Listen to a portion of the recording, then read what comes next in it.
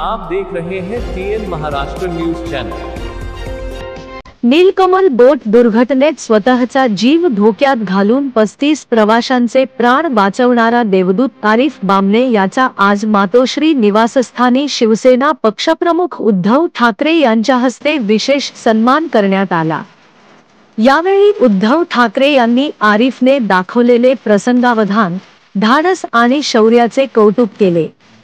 यावेळी शिवसेना नेते खासदार अरविंद सावंत, शिवसेना सचिव आमदार मिलिंद नार्वेकर, आमदार मनोज जामसुदकर उपस्थित होते। गेटवे ऑफ इंडिया येथून एलिफंटाकडे जाणाऱ्या नीलकमल बोटीला नौदलाच्या स्पीडबोटीने धडक दिल्याने भीषण दुर्घटना घडली होती।